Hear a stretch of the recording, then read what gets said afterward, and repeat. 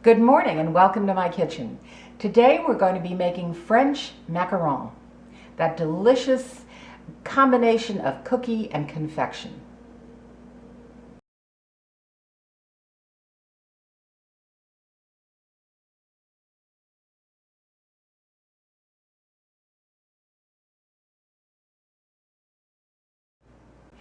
Let's discuss the equipment we're going to need to make these. First, we'll need a digital scale, one capable of measuring either in pounds or kilograms. Most scales do this really easily today. Just with the push of a button, you can go back and forth. You'll want a hand mixer. Your big KitchenAid won't work for this. You'll want a medium sieve and a bowl. You'll want a food processor or blender of some kind.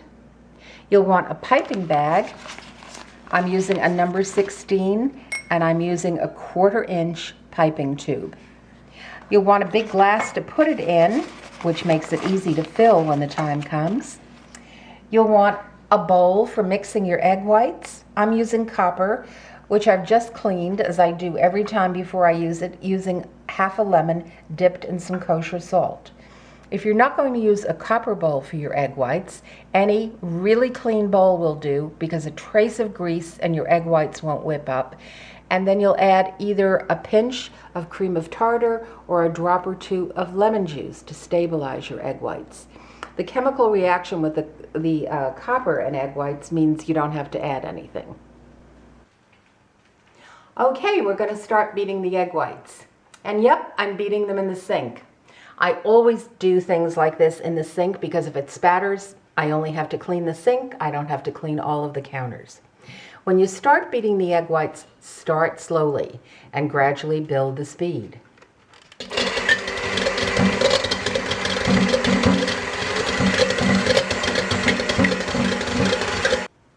Once your egg whites have started to foam like this, it's time to start adding the granulated sugar. And you're going to do that in thirds. So here goes my first third.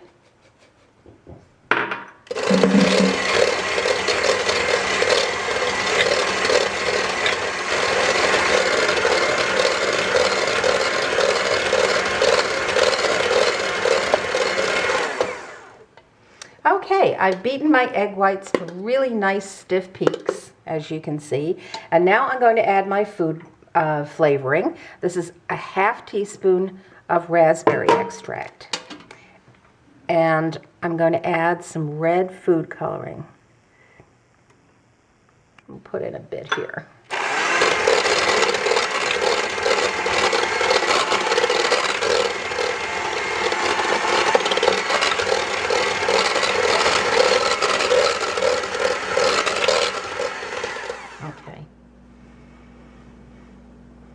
All right, I've added my flavoring and food coloring, and it's just the color I want. So now we're ready to start folding in our almond and powdered sugar mixture. Just as with the granulated sugar, we're going to add the powdered almond flour mixture into this egg white mixture in thirds. And then we're going to fold it in with a spatula as opposed to a mixer. And this is the technique you're going to use. Sort of over.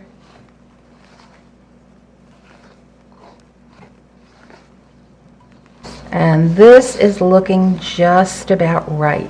Lovely and smooth, and it's ready to go into our piping bag, which I have ready here in my nice big glass. Make sure that's sturdy.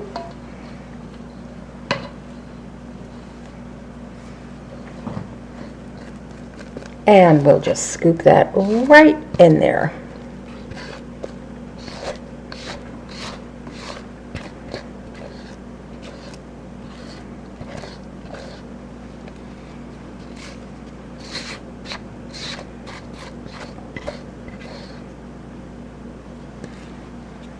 Now we're ready to start the piping process. I've got 2 heavy-duty cookie sheets lined with parchment paper. If you feel your cookie sheets aren't quite heavy enough, double them up and use 2. Instead of marking out the circles each time, I did one with a heavy magic marker, and I put my parchment over that, and as you can see, it shows up perfectly. All right, I'm going to take my piping bag, grab it just at the top of the mixture, open this up, and squeeze this down to the bottom and give the top a twist. I don't need that anymore.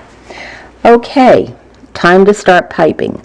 Holding your bag vertically, squeeze, release, and pick up. Squeeze, release, and pick up. And just continue until you've piped out all of the mixture. As you can see, I've finished piping this first sheet. I've folded up my pastry bag, and I'm going to place it back in the glass. Now, I'm going to hold the top sheet of parchment and just slip my template out. And it's ready for the second sheet. In the meantime, I'm going to give these a couple of good firm smacks on the countertop to release any air bubbles and also to help these flatten out. If we look at the first sheet, we can see how they are already starting to flatten out. At this point, they're going to sit at room temperature for 30 minutes before we bake them. They'll develop a skin, which you'll know it's ready because you can touch them and it won't stick to your fingers. So they're just going to sit very happily here for about 30 minutes, and then we'll bake them off. As you can see, the macarons have flattened out beautifully, and now I'm ready to slide them into my oven, which I've preheated to 220 degrees convection. I'm going to place these on the bottom rack and let them cook for about 18 minutes. You're going to have to fool around with your oven. All ovens vary considerably, so fool around 10 degrees here or there and decide which rack position is best for you. While we're waiting for the macaron to bake, we'll start on the filling, and part of the filling is going to be chocolate ganache. I've chopped 3 ounces of bittersweet chocolate, and I've boiled 1/3 cup of heavy cream on the stove. A word of warning, don't try to do this in the microwave. Cream explodes, as I have discovered, and makes an ungodly mess. Just stir this in and let it sit for about 3 minutes, and we'll come back and stir it to combine. All right, my chocolate has softened and I'm ready to stir it to combine with the cream.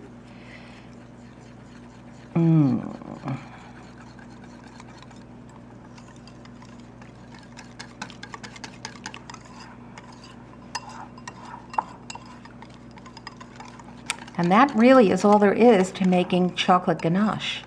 This is going to sit at room temperature and it will thicken up. And by the time I'm ready to pipe it between our cookies, it'll be just perfect. All right, my timer has gone off. The macarons are ready to come out of the oven.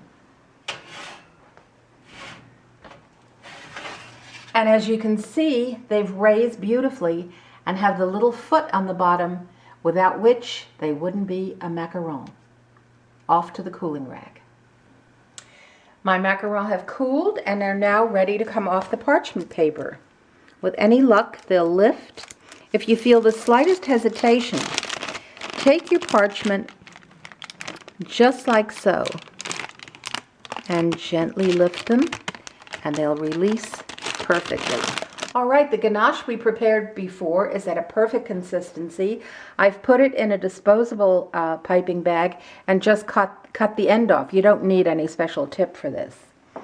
So take a macaron and just gently squeeze a circle of ganache just around the edge, like so. For the second part of the filling, I'm going to just put a tiny bit of raspberry jam in the middle of each one.